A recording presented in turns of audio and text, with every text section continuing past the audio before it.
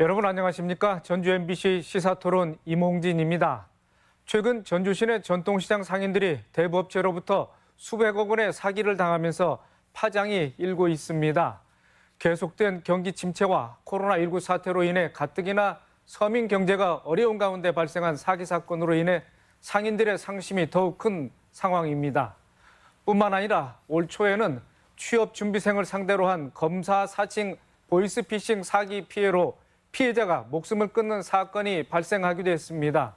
오늘 시사토론에서는 갈수록 진화하고 있는 사기 범죄의 유형을 살펴보고 피해를 사전에 막을 방안에 대해서 이야기 나눠보겠습니다. 오늘 함께할 토론자 네 분 모셨습니다. 안녕하십니까? 그렇습니다. 네, 먼저 전주에서 발생한 전통시장 상인들의 대부업 피해 사기 사건의 전말에 대해서 좀 짚어보도록 하겠습니다. 네, 이 자리에 전주지방검찰청의 중요 경제범죄조사단 임채원 단장님 나오셨습니다. 단장님, 사기 피해 규모가 400억 원대이고 피해 고소인이 70명을 넘는다고 그러는데 우선 이 전통시장 상인들의 대부 피해 사기 사건 좀 전말을 좀 설명을 해주시죠. 예. 그 전주 시내 대부업체 대표가 전주 시내 전통시장 상인들을 상대로 고수익을 미끼로 해서 돈을 수신한 뒤에 잠적을 했습니다. 잠적하고 나서 얼마지 않아서 잠적을 했는데 그러자 이게 그 상인들 상대로 그 돈을 받았던 그 직원들이 그 대표를 상대로 고소를 했습니다.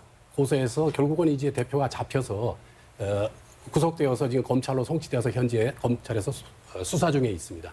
네. 그 주민들이 그 막대한 피해를 입었는데 이 사기 이 행각을 저지른 뭐 기간이라든지 또 어느 정도의 또 피해자가 발생했는지 구체적으로 설명을 해 주시죠. 예, 지금 현재 수사 중에 있어서 구체적으로 말씀드리긴 어렵지만 개략적으로 말씀을 드리면 이 대표가 한 10년 전부터 제2금융권의 직원으로 일하면서 평소에 그 상인들을 상대로 굉장히 살갑게 굉장히 편안하게 이렇게 해주면서 뭐 잔심부름을 해준다든지 이렇게 어떤 그 민원을 해결을 해주거든요. 그러면 상인들이 마음을 열게 되고 그러고 나서 이제 대부업체를 차린 이후에는 그 처음에 이제 뭐 10,000원을 넣으면은 매일매일 해서 뭐 100일째 되면은 103만 원을 준다 뭐 이런 식으로 고수익을 이제 이렇게 보장을 하는 식으로 해서 유혹을 한 다음에 이제 사람들이 이제 믿으니까는 그냥 자기 돈이라든지 친인척 돈을 끌어모아서 투자를 하게 됐는데 결국은 이제 잠적을 한 게 되겠죠. 네. 하나 좀 덧붙여 여쭙겠습니다. 이 사기 사건은 언제 고발이 된 사건입니까? 도주하고 나서 된 거니까 뭐 그리 멀지 않습니다. 네. 최근 한 달 이내에 이런 사건이 발생한 것 같고 또 하나 짚어볼 것은 피해자가 소속된 대부업체의 직원과 또 다른 대부업체에서도 고소장을 제출했는데 좀 사건이 복잡하게 얽혀 있는 모양입니다. 결국 이게 다단계 구조기 때문에 이 고소를 했던 이 직원들은 그 중간에서 이제 그 모집을 한 사람들이라 이 사건들, 다른 사건들을 보면 이 잠적한 대표와 어떤 공범으로도 볼 수가 있고 경우에 따라서는 피해자가 될 수도 있고 그건 수사를 해봐야 알겠지만 그러니까 전국적으로 이 대표가 나타나지 않는 경우는 이 직원들이 책임져야 되는 문제 때문에 고발을 한 걸로 보이고 이제 그리고 나서 이제 개별적으로 이 상인들이 지금 개별적으로 이제 몇십 명이 고소를 해서 지금 경찰에 지금 수사 중에 있는 걸로 알고 있습니다. 네. 그걸 다 조사를 해보면 피해 금액은 더 늘어날 걸로 예상됩니다. 네. 금융감독원 김용실 전북지원장님도 자리에 함께하셨습니다. 네. 김 원장님, 대부업체라고 하면은 돈을 빌려주는 곳 아니겠습니까? 네, 그런데 그렇습니다. 고금리, 고리를 미끼로 해서 이제 예금을 유치했단 말입니다. 유사수신 행위라고 볼 수 있는데 이거 재래시장 대부업 피해 사기 사건 어떻게 지켜보고 계십니까? 그러니까 저희 금융관련법상 수신행위를 할 수 있는 금융회사는 은행이나 저축은행 또는 신협, 새마을금고, 우체국 등이 있고요. 물론 여기는 파산됐을 때 예금자 보호법상 구제 대상도 됩니다. 그렇지만 이 대부업은 수신행위 자체가 금지되어 있는데 전주 재래시장 대부업체의 경우에는 불특정 다수인들을 대상으로 고금리나 또는 고배당을 미끼로 해서 자금을 모집해서 이제 잠적한 그런 전형적인 불법 유사수신업체의 사기 수법이라고 이렇게 말씀드릴 수 있겠습니다. 네, 이 같은 사실을 상인들은 미처 인지를 못한 그런 상황이겠네요. 그렇습니다. 예. 그러니까 일부 우리 국민들이 또는 상인들이 대법이 어떤 이런 수신행위를 자체가 금지되어 있다는 그 자체를 모르는 경우가 많이 있습니다. 네. 그럼 또 대부업체 뭐 홍보 그 관련제 뭐라고 그럴까 홍보지 같은 데는 자기들이 뭐 예급 예치 행위를 할 수 있다 이런 내용은 물론 없겠죠.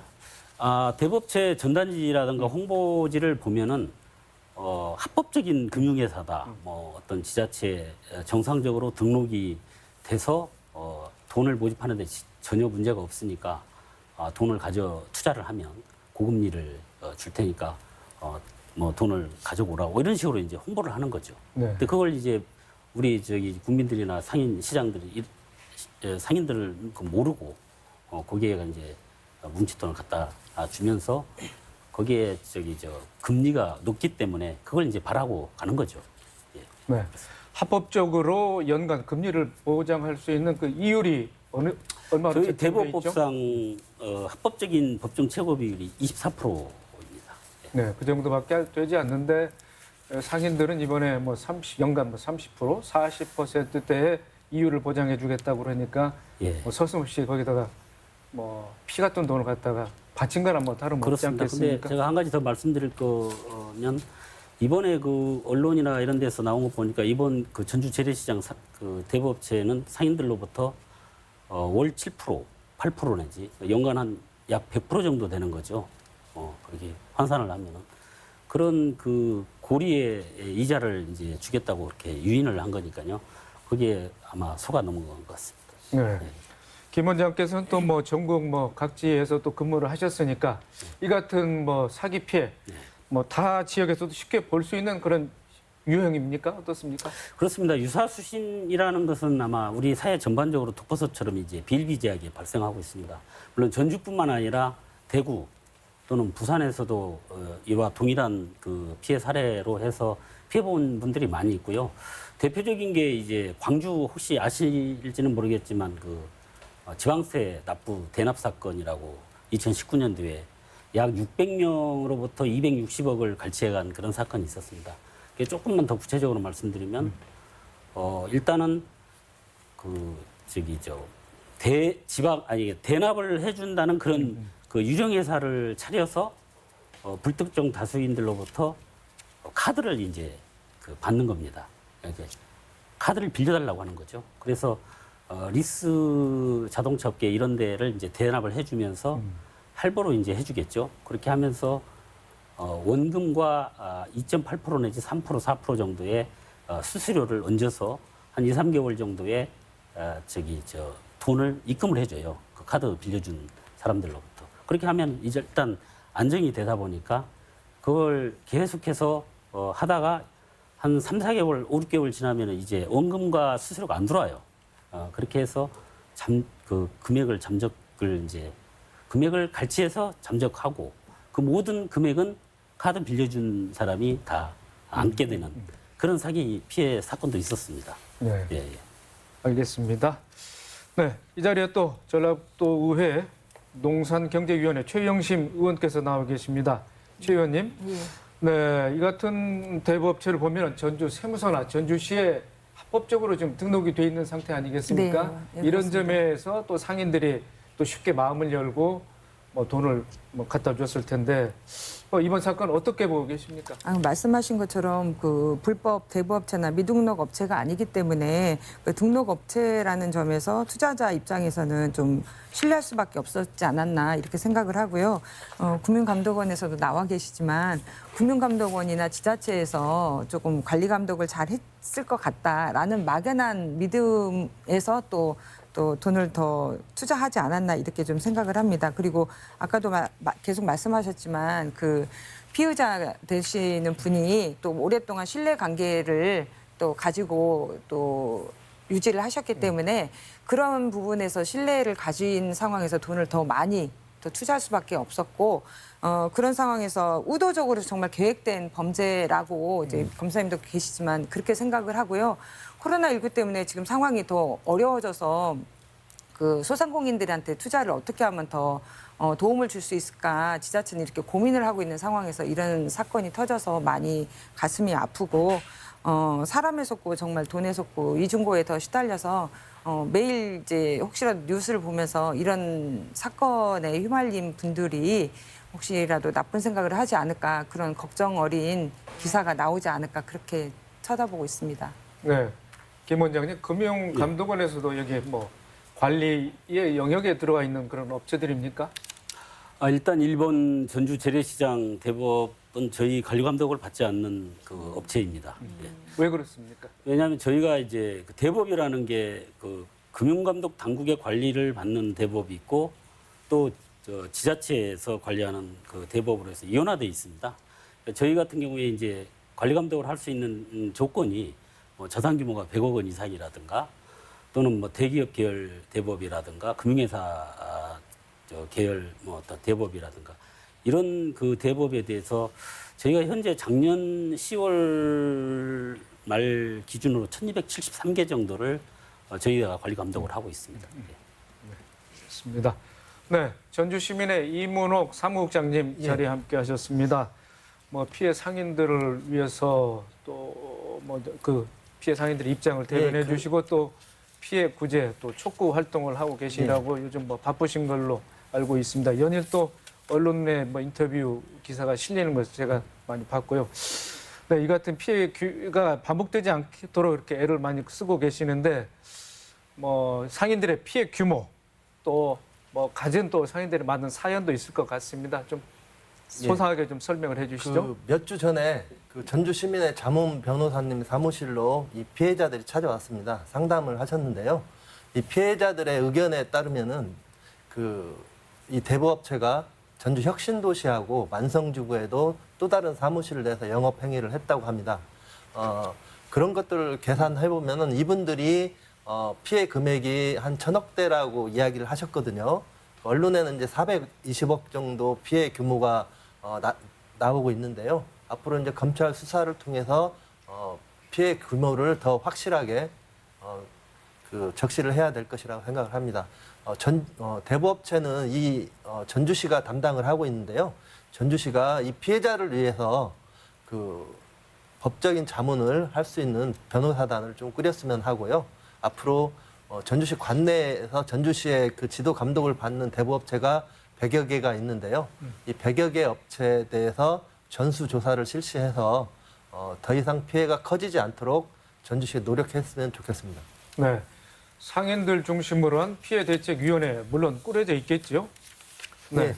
어떻게 지금 활동을 하고 있습니까?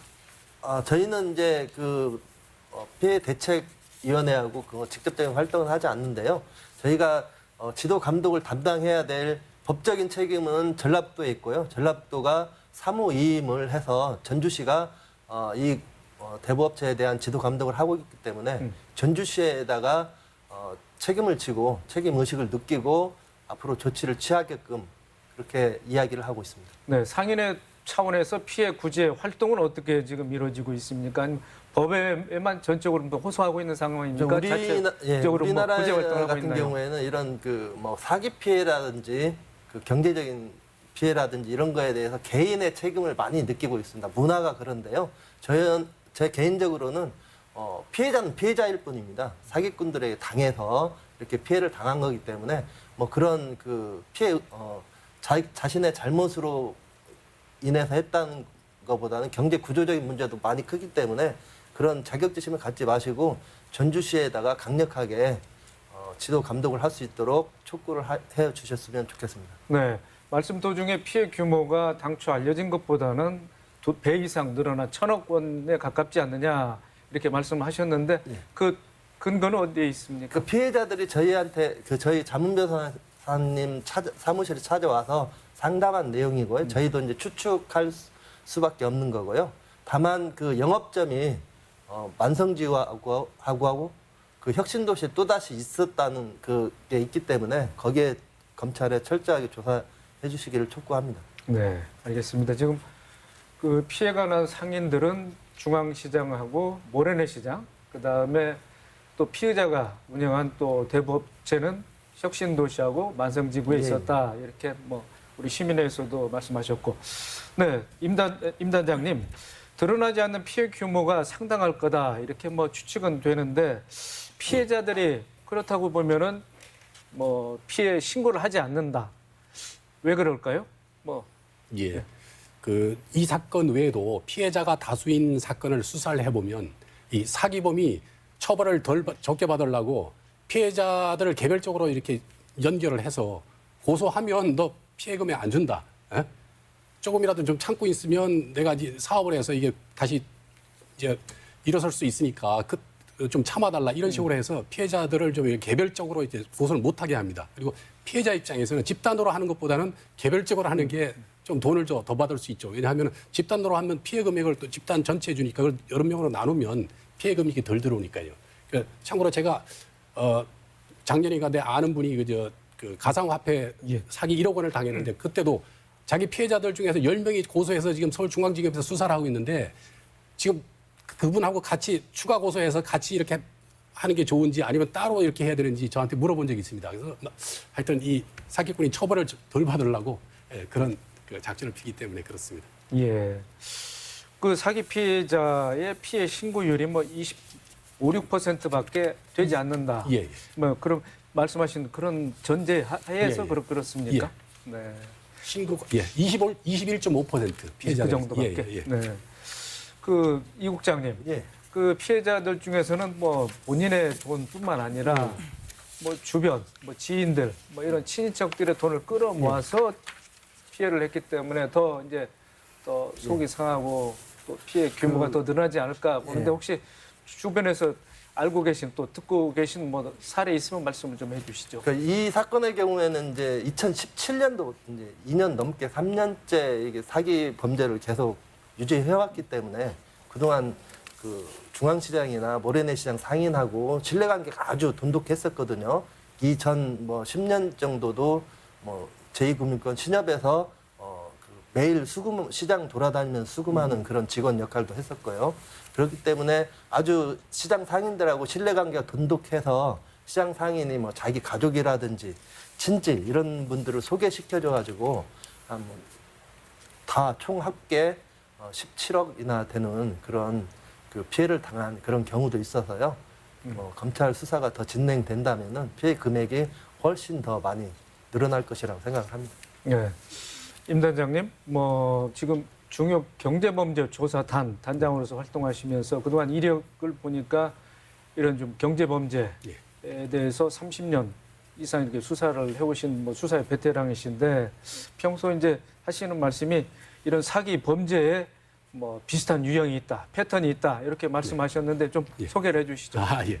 제가 올해로서 이제 31년째 검사를 하고 있는데 20년이 넘어가니까 사기 패턴이 보이더라고요. 왜 사기라고 하는 무대에는 가해자와 피해자라는 그 배우만 바뀌지 이 시나리오는 같더라고요. 야, 이게 진짜 중요한 정보다. 그래서 제가 3년 전부터 이제 우연히 이제 그 사람들 요청에 의해서 강의를 하게 됐는데 이 패턴이 있다는 건 뭐냐 하면 어떤 법칙이 있다는 거거든요. 법칙이 있다는 거는 국민들이 예측이 가능하다는 거죠. 그래서 예측이 가능함으로 수사를 통해서 그런 노하우를 알고 있으면 그걸 국민들한테 알려서 사기범이 어떻게 접근을 하고 어떤 식으로 거짓말을 하고 또 증거는 어떻게 확보해야 되는지 굉장히 쉬운 건데 저희 수사하는 입장에서는 되게 쉬운데 한 번도 피해를 당해보지 않았거나 고소해보지 않은 사람들은 전혀 모르더라고요. 그래서 그런 부분을 얘기를 하고 있는데 상당히 반응이 좋습니다. 예. 근데 이제 중앙시장 상인 피해 사건의 경우에 그 범인은 지금 뭐 피해자는 지금 구속이 된 상태인데 그 피해자 통장에 투자금은 뭐 증발이 돼 있다고 그럽니다. 이럴 경우에 상인들이 어떻게 피해 보상을 받을 수 있는 방법이 있습니까? 어떻습니까? 돈이 없으면 방법이 없죠. 특히 문제가 이제 그 사기가 우리가 왜 예방이 중요하냐 하면은 수사기관이 아무리 예를 들어서 검사가 아무리 유능하고 열정이 있고 실력이 있더라도 사기범이 요새같이 경기가 안 좋은데 그냥 교도소에서 그냥 형을 살고 나오겠습니다. 이렇게 하면은 달리 해줄 방법이 없습니다. 이것도 마찬가지로 돈이 없다면 어떻게 해줄 방법이 없죠. 그리고 피해자 입장에서는 1차적으로 피해 구제를 받는 게 목적인데 전혀 한 푼도 없다면 어떻게 할 방법이 없습니다. 네. 법으로 해서 피해자들이 피해 구제를 뭐 일단은 신청을 했습니다만은 투자금을 돌려받을 뭐 또 보호해야 될 그 마땅한 지금 법으로 된 장치는 없다 이렇게 말씀하셨는데 그런데 김 원장님 코로나 뭐 19로 해서 뭐 경제 상황이 어렵습니다. 그런데 이제 일반 시중 금융기관에서도 1%의 이자율밖에 보전하지 않는다. 또 뭐 제로금리 시대 이렇게 지금 표방이 되고 있는 상황인데 어떻게 상식적으로 이해가 가지 않습니다. 상인들이 어떻게 그런 대부업체에 믿고 거금을 맡길 수 있는 그런 심리를 어떻게 보십니까? 그러니까 전에도 말씀드렸지만 일단 그 저희들 요즘 은행 금리가 1%대입니다. 이러다 보니까 이제 은행에 돈을 맡겨서 수수료 이자를 받기가 좀 어렵고 그러다 보니 이제 이런 그 고금리로 해서 이자를 주는 데를 찾다 보니까 이런 이제 대부업을 이제 이용을 하게 되는 것입니다. 근데 이런 대부업체들은 일단 수신 기능이 없음에도 불구하고 합법적인 금융회사라고 이렇게 광고를 하면서 돈을 끌어 모아서 이자를 한 2, 3개월은 주면서 안정을 시키고 그 이후로는 이제 돈을 가지고 잠적하는 그런 사기 수법이기 때문에 아무튼 저희 그 국민들이나 또는 특히 그 재래시장 이런 상인들께서도 대부업은 수신 기능 자체가 안 된다. 돈을 모집할 수 있는 기능이 안 되는 그런 기관이기 때문에 그런 데는 이용을 하면 안 되는 거죠. 불법이죠. 불법 유사 수신 업체이기 때문에. 예. 네. 우리 이 국장님 예. 피해 상인들을 많이 접촉해 보셨을 텐데 이분들 뭐 금융 지식이 그렇게 높은 편은 아니지 않겠습니까? 어떻게 해서 피해를 당했는지 한번 말씀해 저는 주시죠. 그 좀 개인 그 피해 상인들이 개인적으로 고금리에 현혹돼서 이렇게 피해를 당하셨지만은 뭐 개인적인 일탈이나 이런 걸로 보는 것보다는 우리 사회 경제 구조적인 문제로 저는 생각을 합니다. 지금 뭐 금년에도 우리 경제 성장률이 2%가 넘기가 힘들거든요. 뭐 코로나 때문에 이제 0% 경제 성장률을 이야기하고 있고요. 그 다음에 이제 금융권이 주로 이제 금융 대출을 하면서 부동산 담보 위주의 대출 관행이 아직도 상존합니다. 그러다 보니까 일반인들은 이제 금융은행 이런 접근하기 아주 힘든 거고요. 한국은행의 올해 기준금리가 0.5%입니다. 그러니까 저는 이 기준금리 0.5%가 맞는지 거기엔 논쟁이 아주 치열하게 벌어져야 된다고 생각하고요. 현실과 동떨어지게 너무 금리가 낮다고 생각합니다. 그러다 보니까 시중에 갈 곳을 모르는 부동자금이 1,500조나 이렇게 흘러다닌다고 좀 밝혀지고 있고요. 이런 경제 구조적인 문제 때문에 뭐 중앙시장 상인이라든지 모래내 시장 상인분들이 현혹될 수밖에 없는 상황이고요. 그렇기 때문에 그 대책은 정부하고 국가가 책임을 져야 된다고 생각을 합니다. 이 대부업체 사건 같은 경우에는 전라북도가 담당이지만은 사무위임에서 전주시가 지도 감독을 해야 되는데 전주시 담당자는 청년 일자리 정책과에 한 명밖에 없습니다. 그 한 분도 뭐 이 대부업을 담당하는 게 아니 대부업만 담당하는 게 아니라 뭐 수수료라든지 뭐 계량기 이런 여러 가지 업무 중에 하나입니다. 거기에 덧붙여가지고 이분이 뭐 1년에 2번 대부업체 전수조사를 했다고 하는데 현장을 방문해서 대부업 영업 행위를 어떻게 하고 있는지 이런 전수조사가 아니라 금융감독원의 도움을 받아서 금융감독원이 보내준 서류를 대부업체 100여 개 대부업체 우편으로 보내서 그다음에 대부업체가 작성한 서류를 다시 전주시가 우편으로 받아서 하는 지도 점검이었습니다. 좀 너무 허무맹랑한 지도 점검이었던 거죠. 그렇기 때문에 그 전주시가 이번 사건을 계기로 해서 대부업체 관련 피해를 담당할 수 있는 조사를 담당할 수 있는 지도 감독을 할 수 있는 조직을 새롭게 꾸려서 앞으로 피해가 더 크게 발생하지 않도록 지도 점검하는 게 바람직하다고 생각합니다. 네. 최 위원께서는 네. 네, 이어서 말씀을 드리겠는데요. 전라북도 대부업체 총수가 지금 153개입니다. 전주와 군산, 익산에 지금 집중이 되어 있는 상황인데요. 전주시가 94개로 한 61%를 차지하고 있습니다. 아까 말씀하신 것처럼 전주시가 61%를 차지하고 있는데 한 명이 그렇게 관리 감독을 하고 있는 건 굉장히 부실할 수밖에 없다라는 생각을 하고요.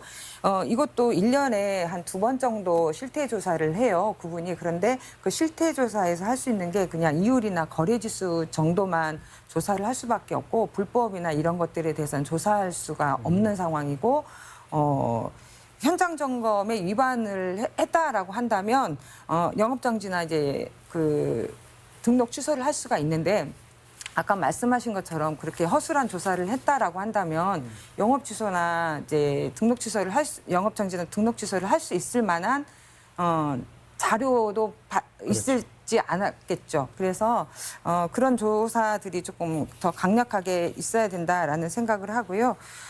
그런 조사를 할 수 있게끔 현장 그 조사 단원에게도 권한이 좀 더 많이 주어져야 되는데 사실은 그런 권한 자체가 많이 없는 걸로 알고 있습니다. 그래서 현장 조사 단원에게도 조사권 같은 좀 권한이 주어져야 된다라고 생각을 합니다.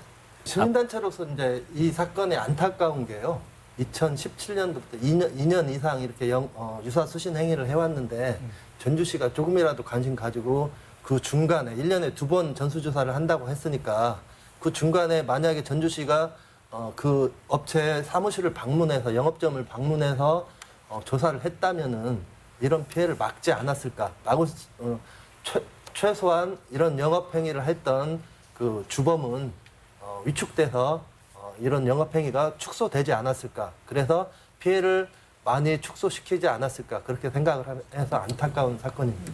그리고 사실 그 전주시에서 지금 94개가 등록이 되어 있는데요. 실제로 영업을 하는 데는 한 10군데 정도로 되어 있다고 해요. 그러면 그 나머지 이제 영업점에 대해서는 좀 폐업을 유도하거나 정리를 해뒀으면 그 시청에서 근무하시는 분이 업무를 하고 관장하고 현장 지도를 하는 게 실태 조사하는 것들에 업무 경감이 좀 돼서 꼼꼼하게 점검을 할 수 있지 않았을까 그런 생각을 합니다. 그래서 지금 이제 전주시에서 이런 일이 벌어졌지만 전라북도하고 전주, 군산, 익산시가 같이 협업을 해서 같이 이제 전수조사가 좀 이루어지고 그래서 이제 영업을 하지 않는 지점 같은 경우는 조금 폐업을 유도하거나 정리를 해서 더 이상 이런 사건이 발생하지 않도록 해야 된다고 생각합니다. 그거와 더불어서 이렇게 대부업법을 보면은 시도지사가 그러니까 지금은 이제 전주시장이겠죠. 전주시장이 금융감독원장에게 이런 전수조사에 대한 그 내용을 좀 도움을 요청하면은 금융감독원도 충분히 전문 인력을 투입해서 그 전주시 담당자들에 대한 그 교육을 해줄 수 있습니다. 그런 계기를 좀 마련했으면 좋겠습니다. 지금 이번 사건의 경우 이제 주범 피의자가 지금 또 인천에서 뭐 재판을 참석 요구를 받았는데 뭐 불출석을 했지 않겠습니까? 이런 일이 진작에 알려졌더라면은 예. 피해를 조금 더 줄일 수 있지 않을까 이렇게 생각도 드는데, 네, 임 단장님 사기 피해 예방 강의도 많이 뭐 하셨다고 그럽니다. 이 자리를 빌려서 금융 사기 예방을 위해서 개인적으로 또 어떻게 경계를 하고 또 조심해야 될지 예. 어떤 부분이 중요한 대목인지 좀 말씀을 해주시죠. 예. 한마디로 얘기하면 세상에는 공짜가 없다. 요새같이 이제 그 저금리 시대에는 파격적인 고수익을 보장해주겠다 이렇게 얘기할 때 이걸 합리적인 의심을 해야 된다. 그러면은 그렇게 얘기할 때 그러면 그 돈 나한테 돈을 받아서 이 사람들이 어떤 식으로 운영해서 고수익을 보장해줄까? 그 실물 구조를 따져봐야 되거든요. 물론 일반인 입장에서는 따지기가 어렵겠지만은 그 부분을 생각하고 이제 잘 해야 됩니다. 만약에 그 부분이 해명이 잘 안 되면 경우에 따라서는 어떤 식으로 하냐면은 그렇게 고수익을 보장해주겠다고 하면서 결국 돌려막기라 그러죠. 아랫돌 빼서 윗돌 막는 것. 다시 말해서 새로운 투자자들을 유치해서 그 투자자들이 낸 투자금을 기존 투자자한테 주면서 이게 바로 이 수익 사업을 해서 낸 돈이다. 이렇게 속여서 하는 경우가 있거든요. 그러니까는 그 부분을 잘 따져봐야 되겠고요. 두 번째는 이제 확인을 잘 해야 됩니다. 다시 말해서 이제 지금 이런 경우도 마찬가지지만 언론에도 크게 터졌죠. IDS 홀딩스, 다단계 그 금융사 IDS 홀딩스하고 또 그다음에 VIK 코리아, 밸류 인베스트 코리아 다 피해자가 뭐 10,000명이 넘고 피해 금액도 1조가 넘거든요. 근데 그 사람들 보면은 뭐 외환 거래해서 한다. 그다음에 뭐 저 비상장 주식 뭐 관련해 가지고 수익을 내서 뭐 월 뭐 2% 어떤 거는 뭐 굉장히 파격적인 그걸 하는데 사람들 나이가 현혹시키는 게 뭐냐면은 거기 뭐 정치인이나 그다음에 전직 관료들을 동원해서 특강을 시키고 그다음에 알고 보니까 근데 사람들은 일반인 입장에서는 그렇게 많은 그 유명한 사람들도 왔다 갔다 하고 하니까 이게 미인가 업체라는 건 상상도 못했죠. 나중에 일 터지고 나니까 미인가 업체예요. 특히 문제가 뭐냐 하면 이게 피해 금액이 조단인데 이게 그 아이디어스 홀딩스 같은 경우는 그 대표 주범이 징역 15년밖에 안 나왔습니다. 근데 VIK 코리아 그게 7천억 지금 해가지고 대표가 지금 12년 추가로 2천억 기소돼서 피해 금액 그게 기소돼서 재판 중에 있는데 굉장히 낮아요. 뭐냐 하면은 이 사건에서 이제 시장 이 상인도 이 사건도 마찬가지지만 뭐 430억 뭐 1,000억이 돼간다고 하지만은 이 사기에 있어서는 피해자를 상대로 딴 개개 피해 금액을 따지거든요. 그래서 그 일반 그 5억이 넘지 않으면 일반 사기죄가 적용돼요. 그러면 징역 10년 이하 또는 2천만 원 이하 벌금. 피해 금액이 5억이 넘으면 특정 경제 범죄 이렇게 되고 그 한 사람에 대한 피해 금액이 50억이 넘으면 무기징역형까지 있는데 이게 1조 단위의 피해 금액인데도 불구하고 선고가 뭐 15년 뭐 이렇게 나올 수밖에 없는 게 아마 피해자 중에서 그렇게 피해 금액이 많은 사람이 없었던 것 같고요. 특히 문제가 뭐냐면 법원 그 판결문에도 나오지만 법원의 기본적인 입장이 뭐냐면 이 피해자 당신들도 전적으로 책임이 없는 게 아니다. 당신들의 그 어떤 헛된 욕망 이것이 이 사기치는데 일조한 거 아니냐. 이래서 별로 동정적이지가 않습니다. 그렇기 때문에 각자 조심해서 사기를 당하지 않도록 하는 게 중요합니다. 예, 좋습니다. 네, 그런가 하면 올 초에는 순창에서 검사를 사칭한 보이스피싱 사기 사건이 발생했습니다. 피해를 당한 취업준비생이 목숨을 스스로 끊는 그런 안타까운 일도 있었는데요. 갈수록 진화하는 사기 범죄 중 하나가 보이스피싱 사기 사건 아니겠습니까? 임 단장님, 이 사건 검사를 사칭한 전형적인 보이스피싱인데 뭐 어떤 사건인지 조금 기승전결 말씀을 좀 해주시죠. 금년 1월 달에 서울 중앙지검의 김민수 검사라고 사칭하는 사람이 전북 순창에서 그 취업 준비를 하는 그 사람에게 전화를 했습니다. 당신 그 계좌가 이게 조직적인 그 금융 사기범 계좌하고 그 연결이 돼 있다.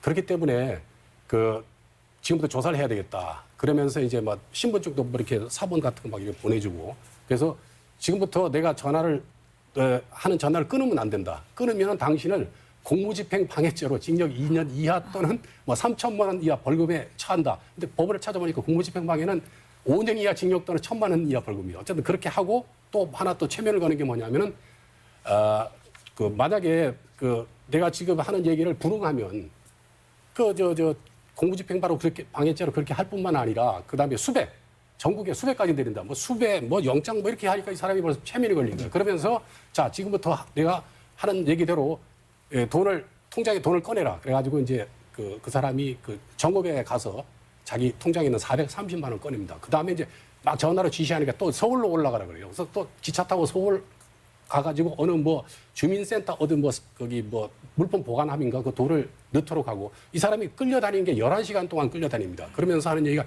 중간에 네가 전화를 끊으면 공무집행방해죄로 처벌된다는 거죠. 그래서 일단 사물함에 돈을 넣고 어떻게 잘못해가지고 전화가 끊겼습니다.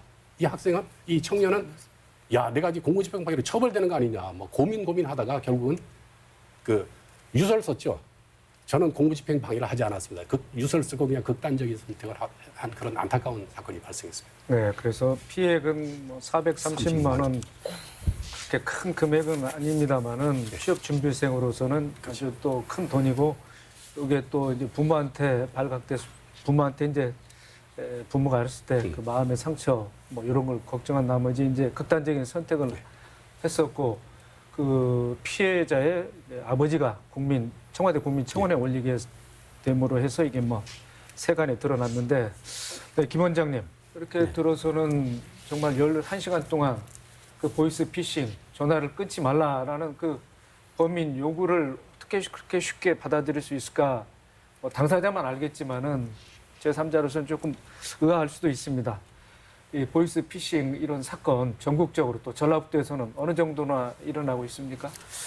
네, 지금 저희 작년도와 재작년도를 비교를 해보면 전국적으로 2018년도에는 금액으로 봐서는 4,440억이 피해 금액이었었는데요. 2019년도에는 역대 최고 금액 6,720억 원이 피해 금액으로 발생이 됐습니다. 물론 이건 신고한 금액만이기 때문에 신고하지 않은 금액까지 합치면 더 많아지겠죠. 그리고 또 전라북도에서 2018년도에 피해 금액이 126억 정도인데 2019년도에는 183억으로 약 한 45% 정도가 크게 증가한 그런 금액이 나왔고요. 또 그 피해 건수마다 또 금액이 그 전라북도 경우에 한 피해 건수의 금액이 2018년도에는 580만 원에서 2019년도에는 860만 원으로 해서 금액이 아주 크게 증가하고 있습니다. 그래서 이런 보이스피싱 사기범에 대한 그 수법 자체가 갈수록 그 고도화되고 또 진화되고 또 세밀화되기 때문에 여기에 이제 따라가는 이제 대응을 하는 그런 것도 저희들이 열심히 해야겠지만 우리 국민들이 그런 어떤 이런 그 보이스피싱 전화를 받게 되면은 무조건 거기에 따라서 이렇게 뭐 클릭을 한다든가 이럴 게 아니고 한 번 더 확인을 하고 또 거기에 대해서 신중하게 한번 찾아보고 또 전화도 해보고 그렇게 하는 것이 예방하는 지름길이라고 말씀드릴 수 있겠습니다. 네, 임 사장님, 순창 취업준비생 보이스피싱 사건 얼마 전에 중간 전달책은 이제 검거가 된 걸로 알고 있습니다. 그럼 앞으로 이 사건 어떻게 수사가 되고 또 피해자가 보상을 받을 길은 있습니까? 이 전달책은 구속됐지만은 총책들이 다 중국에 있어가지고 이 검거가 거의 뭐 어렵다고 봅니다. 그리고 피해 구제는 이게 그 공무집행 방해죄로 이렇게 처벌한다고 이제 협박으로 인해서 극단적인 선택을 했는데 협박을 받는다고 다 죽는 건 아니잖아요. 그러니까 결국은 인과관계가 좀 인정하기가 어려워서 피해 배상 받기는 좀 국가에서 해주기는 좀 어렵습니다. 현 사법 체계로 중국과의 뭐 수사 협조는 어렵습니까? 예, 어렵습니다. 과거에도 뭐 그렇게 해서 뭐 실적을 올린 사례는 아주 뭐 드물다 이렇게 보면 되겠습니까? 네, 알겠습니다. 네, 사기수법은 이렇게 갈수록 또 지능화 또 뭐 진화하고 있습니다. 이에 대해서 우리 일반 소비자, 경제 소비자에 대한 교육도 아주 중요할 것 같은데, 네, 최 의원님, 예. 이런 경제 소비자 교육은 어떻게 하면 좋을까요? 예, 아까 그 원장님 말씀하신 것처럼 지금 피해 금액이 많이 지금 늘었는데요. 2015년에 비해서는 3배 정도가 늘었고요. 피해 건수는 지금 17년도에는 조금 줄었다가 18년도와 19년도에 다시 늘어나서 지금 유지되고 있는 양상입니다. 이런 상황에서 지금 일반인들한테 접근하는 게 굉장히 용이하기 때문에 보이스피싱이 굉장히 늘어나고 있는 상황이거든요. 그러면 이걸 예방하기 위한 홍보나 교육이 굉장히 중요하다고 생각을 해요. 그래서 전라북도 의회에서는 그 19년 2월 달에 그 전기통신 금융사기 피해 예방 지원 조례를 만들었습니다. 그런데 여기에는 그 도지사님께서 금융사기 피해 예방을 위한 교육을 할 수 있게끔 되어 있어요. 그런데 이게 19년 2월에 조례가 만들어져서 19년도에 그 교육한 사실은 좀 미비하더라고요.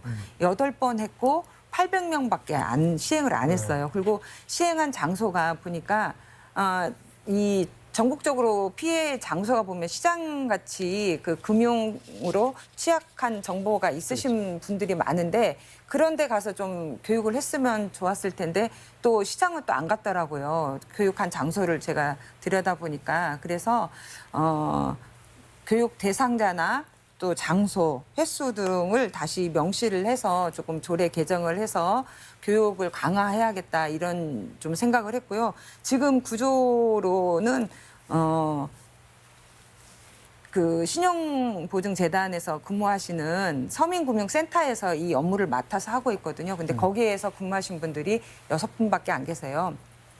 5분이 상담 업무를 하고 계시는데 한 분이 시군을 돌면서 그 업무를 이제 교육도 하고 상담도 하시더라고요. 그래서 제가 이제 도에 주문을 했습니다. 그래서 인원을 좀 충원을 해서 교육을 담당하시는 교육을 전문으로 하시는 분을 조금 늘려서 시장이나 그 금융 정보가 취약하신 분들에 대해서 교육을 강화하고 정보를 많이 주고 홍보를 해야지. 아까 말씀하신 것처럼 피해 규모가 지금 1,000억대가 된다고 하면 1,000억을 저희 전라북도에 투자 유치를 받아와도 지금 부족할 판에 1,000억을 지금 손해를 보고 있는 상황입니다. 이거는 굉장한 손실이라고 보고요. 예방을 위한 교육을 정말 강화해야 된다고 생각을 하고 있습니다. 금융감독원 차원에서도 소비자 단체와 저기 업무 협약을 체결하고 이런 금융 교육을 뭐 많이 그 기회를 늘린 걸로 알고 있는데 어떻습니까?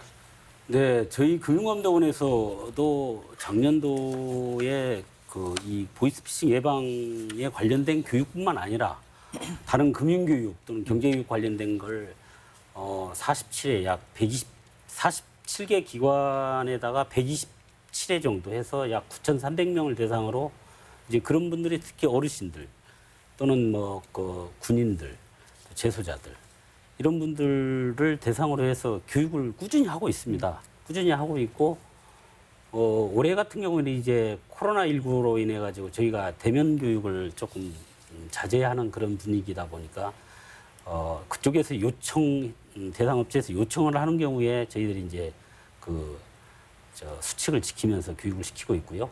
기타 뭐 기고라든가 언론 보도자료 등 이런 쪽으로 해서 교육을 계속 예방 주의사항을 이제 배포를 하고 있고 또 전라북도 그 금융복지센터라든가 또는 한국소비자연합회 정보센터라든가 도청 또는 군부대 등 여러 기관과 MOU를 맺어서 이런 보이스피싱뿐만 아니라 금융교육 관련된 사항에 대해서 교육을 꾸준히 하고 있습니다. 지금. 예. 네. 전주 시민회 차원에서 또 뭐 제안할 점 있으면 말씀해 주십시오. 다시 한번 말씀드리지만은 그 피해자들은 고수익에 현혹돼서 사기를 당하고 보이스피싱을 당하지만은 피해자들의 책임이라기보다는 저희는 사회적인 구조적인 문제라고 생각합니다. 보이스피싱 같은 경우에는 그 얼마 전에 제처도 검사 사칭하는 보이스피싱이 당해서 은행 ATM기 앞에까지 카드를 가지고 갔었거든요. 예. 과연 그런 범죄를 저지르는 사람들이 제 처 이름이라든지 전화번호라든지 계좌번호라든지 이런 거 어떻게 알았습니까? 우리나라는 개인정보에 대해서 너무 허술합니다. 보호에 대해서 너무 허술하고요. 빨리빨리 하겠다는 문화. 그 다음에 이제 거의 모든 정보가 한 곳에 집중되어 있습니다. 이런 구조적인 문제를 가지고 이 보이스피싱 조직이 이용을 하는 거거든요. 그렇기 때문에 개인의 책임이라기보다는 국가나 정부가 책임을 져줘야 된다고 생각하고요. 저도 이제 매일 그 스팸이라든지 핸드폰에 아침에 출근하게 되면은 한 10개 이상의 스팸이나 보이스피싱 전화가 옵니다.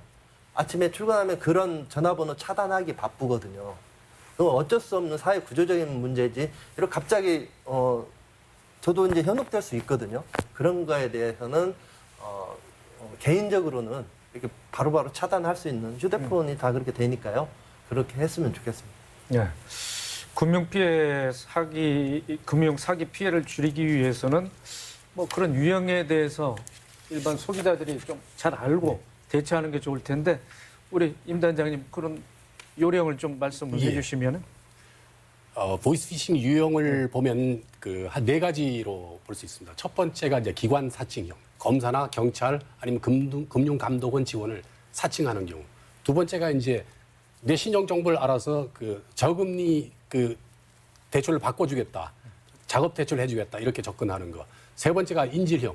당신 아들이 빚을 못 갚아가지고 지금 장기를 떼내고 있다. 뭐 이러면서 막 소리 막 지르게 하고 그거 있고. 그다음에 이제 가끔 봤는데 스미싱이라 그래가지고 우리 허위 매출 전표 있죠. 뭐 냉장고도 안 샀는데 샀다 그러고 뭐 침대 뭐 이렇게 매출 전표가 오는데 놀래가지고 거기다 전화하면 아주 상냥한 아가씨가 전화 받으면서 이게 잘못된 것 같다. 그러면 제대로 해드릴 테니까 뭐 휴대폰 계좌 번호하고 비밀번호 알려달라. 뭐 이런 식으로 그런 식으로 합니다. 가장 많은 게 아마 기관 사칭형 같은데요. 일례로 작년에 보면은 교사로 재직했던 여교사가 학생들 상대로 평소에 보이스피싱 당하지 말라고 교육하던 분이 출산휴가 1년 갔다 오는 사람의 사이에 최신 수법, 다시 말해서 전화 가로채기라는 이게 뭐냐 하면은 내가 보이스피싱범이 전화 왔을 때 내가 전화를 하든 뭐 전화를 받든 일단 스마트폰에 악성 앱이 깔리는 그 순간부터 보이스피싱범들이 전화를 받게 되거든요.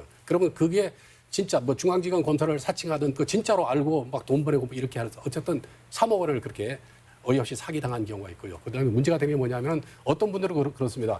나중에 이제 이 사전 지식이 좀 있어가지고 전화를 좀 하다 보니까 보이스피싱범인 줄 알고 막 욕을 합니다. 막 하고 너 뭐 어디냐 막 하고 욕을 하는데 그거는 그냥 그렇게 하면 안 되는 게 내 신상 정보 주소나 뭐 이런 거 다 알고 있습니다. 이게 조용히 끊어야지. 안 그러면 집으로 짜장면 50그릇 배달되거든요. 언론에 한번 난 적이 있는데 하여튼 예, 그렇습니다. 네, 우리 김영실 원장님 또 더 하실 말씀.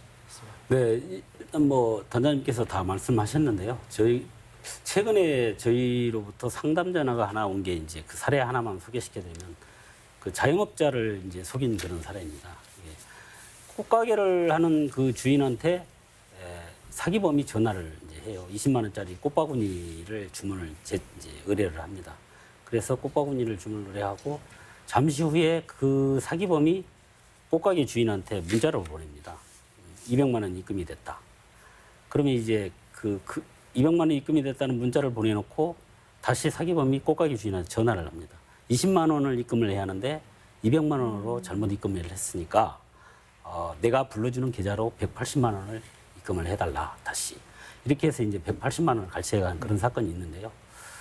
그런 게 일단 자영업자들을 또 속이는 그런 보이스피싱 수법이 코로나19로 인해서 조금 늘어나는 그런 추세가 있고, 그다음에 한 가지만 더 말씀드릴 게 일단 그 국민들을 좀 초조하고 긴장하게 만드는 그런 수법이 있습니다. 그게 뭐냐면은 사기범이 전화를 해서 너의 모든 계좌가 다 노출이 되어 있다. 이게 이제 본인이 계좌를 다 알고 있어요. 상대방 계좌를 어디 은행에 통장 몇 개가 있고 어디 은행을 거래하는 그런 그 통장과 계좌를 다 알고 있으면서 너의 계좌로 모든 계좌가 노출이 돼 있기 때문에 내가 하라는 대로 하지 않으면 너의 재산이 모두 다 날아간다. 그렇기 때문에 내가 하라는 대로 해야 하는데 금융감독원에서 지정하는 그 관리하는 계좌가 있다. 거기에 돈을 입금하면은 금융감독원 직원이 안전하게 관리를 해주기 때문에 너의 재산을 보호할 수 있다는 그런 취지로 해서 초조하게 만드는 그런 수법이 지금 계속 나타나고 있습니다. 그래서 제가 말씀드리고 싶은 것은 그 보이스피싱 관련된 어떤 이런 문자라든가 이런 게 왔을 경우에는 반드시 이제 제가 자주 강의나 이런 거 할 때 말씀드린 게 쓰리고인데 확인하고 또 거기에 대한 의심하고 또 어떤 문자라든가 이런 거에 대해서는 삭제하고 또는 끊어버리고 하는 그런 그 쓰리고의 어떤 생활이 조금 그 몸에 뱄으면 한 그런 바람입니다. 네, 최 의원님. 뭐 관련 조례가 작년 2월에 뭐 제정이 됐다고 그러는데 네. 이 밖에 시도에서 추진하고 있는 뭐 관련 대책 좀 소개를 해주시죠. 아유, 좀 죄송스럽게도 제가 얼마 전에 그 행정부지사님께 이와 관련해서 질의를 드렸는데 관련 대책이 없는 걸로 말씀을 하시더라고요. 그래서 제가 몇 가지 이제 제안을 드렸던 게 있었고 소상공인 피해자들을 위해서 그게 이제 그 상담 집중 기간을 좀 열어서 이분들하고 좀 상담을 해서 마음을 열 수 있게끔 했으면 좋겠다. 그리고 고용보험 같은 거를 지금 다시 하기로 했거든요. 근데 시장에 계신 분들이 대부분이 1인 사업자나 가족들이 운영을 하거든요. 그래서 고용보험 같은 거를 지금 전라북도에서 지원을 하는데 한시적으로라도 100% 지원을 할 수 있게끔 했으면 좋겠다. 이런 사업들 아주 작은 것부터 시작을 하고요. 또 하나 이제 제안을 하고 싶은 건 이건 아직 제안하지는 않았지만 이게 다만 전주시에서 일어났지만 전주시의 일은 아니거든요. 저는 그렇게 바라보고 있습니다. 그래서 무료 변호사 제도라도 이렇게 지원할 수 있는지 그런 제도를 좀 제안을 해볼까 하고 있습니다. 예. 네, 알겠습니다. 네, 지금까지 전주 전통시장 대부 사기 피해 사례와 또 순창 취업 준비생의 보이스피싱 사기 피해 사례를 통해서 진화하고 있는 이런 금융 사기의 유형과 또 예방책에 대해서 토론을 이어왔습니다. 네, 마지막으로 우리 토론자들께서 강조하실 부분이나 또 한번 또 다시 한번 시청자들에게 또 경제 소비자들에게 주지하고 싶은 말씀 있으면 마무리 발언으로 들어보겠습니다. 먼저 임은옥 사무국장께서 하시죠. 예, 그 코로나 사태로 지금 소상공인이나 자영업자들이 아주 힘들거든요. 결국은 이제 이분들이 그 대부업체를 또 찾아갈 겁니다. 이번 그 대부업체 사기 사건을 계기로 해서 송하진 도지사나 김승수 시장은 무기력하게 행정행위를 하지 말고 대부업체 전수조사를 해서 앞으로 힘든 그 소상공인들이나 자영업자들이 다시 이런 피해가 재발하지 않도록 이번 계기로 전수조사를 반드시 해주시길 바랍니다. 네. 최 의원님. 네, 아까 말씀드린 대로 그 19년 2월에 제정됐지만 개정이 필요하다고 지금 다시 느끼고 있거든요. 교육 대상이나 횟수 또 합동 단속이나 집중 단속에 대한 그 이제 명분을 좀 만들고 기준을 강화하는 그 조례 개정을 반드시 하겠습니다. 그리고 교육이나 홍보도 강화하겠는데 그때 검사님이 오셔가지고 교육을 조금 해주셨으면 하는 바람을 좀 전달합니다. 네, 임 단장님. 네. 기본적으로 사기 보면 사기를 쳤다고 생각하지 않습니다. 장기 프로젝트 어떤 경우는 뭐 4년, 5년 걸려서 뭐 80억 이렇게 사기치는 사람도 있는데요.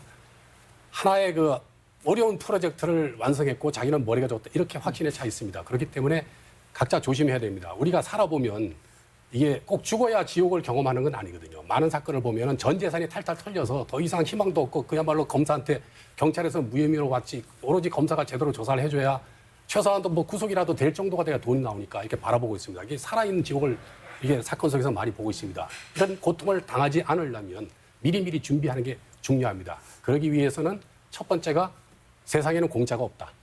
그리고 항상 상대방이 얘기할 때 인간관계는 인간관계고 돈거래는 돈거래다. 합리적인 의심을 해야 되고 꼭 증거를 저 사람이 이렇게 얘기해서 내 돈을 가져갔을 때 첫 번째는 그 돈을 내가 어떻게 하면 회수가 될까? 어떻게 그 말이 과연 회수가 될까? 그 문제하고 두 번째는 그 상대방이 했던 말을 나중에 이 사람이 다른 소리를 했을 때 어떻게 증거로 남길까? 이 두 가지만 생각을 하면 상당히 예방이 될 걸로 생각이 됩니다. 네, 마지막으로 김 원장님. 네, 저도 한 두 가지만 말씀드리겠습니다. 어떤 저염으로 고수익을 누린다는 진리는 통하지 않을 것 같고요. 만에 하나 또 그 보이스피싱을 당했을 경우에는 반드시 112나 금융감독원 1332에 전화를 해서 지급정지를 하라고 저렇게 말씀드릴 수 있겠습니다. 왜냐하면은 지급정지를 바로 하면은 100만 원 이상에 대해서는 30분 동안 지연 인출이 됩니다. 그렇기 때문에 지급정지를 하지 않고 있었을 때는 사기범이 돈을 찾아갔을 경우 환급을 받을 수가 없기 때문에 바로 지급정지를 하면은 돈을 다 돌려받을 수 있다. 그렇게 말씀드릴 수 있겠습니다. 네, 오늘 시사토론에서는 최근 늘어나고 있는 사기 범죄를 예방할 수 있는 방안에 대해서 이야기 나눠봤습니다. 사기는 내일이 아니라고 생각하실 분들 많을 것 같은데요. 하지만 그 방법이 교묘해지고 큰 피해를 주는 사기 범죄에 대해서 우리 모두 경각심을 가져야 할 것 같습니다. 이참에 서민들의 사기 피해를 막을 수 있는 행정의 안전망과 제도적인 보완책도 나오길 바랍니다. 오늘 순서 여기까지입니다. 토론에 적극 임해주신 출연자 여러분, 그리고 끝까지 지켜봐 주신 시청자 여러분 고맙습니다. 다음 이 시간에 뵙겠습니다.